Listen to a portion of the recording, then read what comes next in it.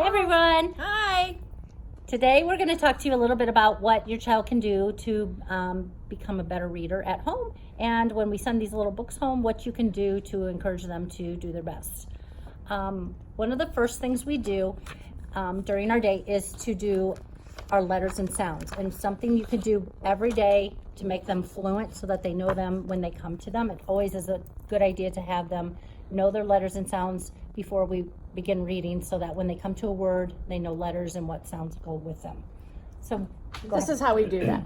We say letter is V, sound is V. letter is I, sound is I.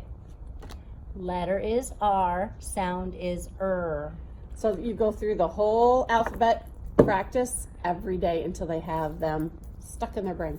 Do capitals and lowercase.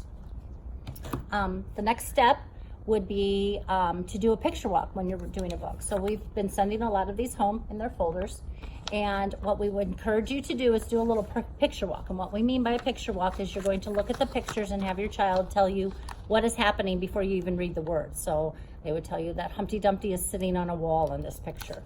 They would tell you that he's falling in this picture. This is before you even read any words.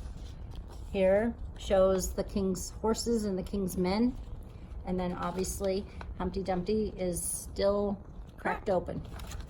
So then you go back to the beginning and you want to do one-to-one matching.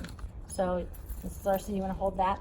When we do one-to-one matching, I always tell them get their finger in their air and make sure they're ready to read. So they will put their finger on each word. Make sure they're jumping from word to word and not doing a swipe. We want them to do Humpty Dumpty. And during some of these first books, we have been putting dots underneath the words to help them with that, and we read it with them. Humpty Dumpty sat on a wall. Make sure they're using that picture that's called the eagle eye. That's one of our first strategies we teach them, is how to look at the pictures and match the words to the pictures. So if they came up and they knew these words and didn't know this last word, I would encourage them to look back and see what's happening in the picture.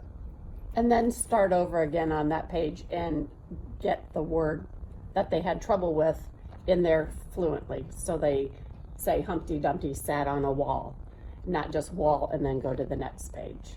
You would do this through the whole book. Humpty Dumpty had a great fall. Make sure they're touching each word as they say it, as they go through the book.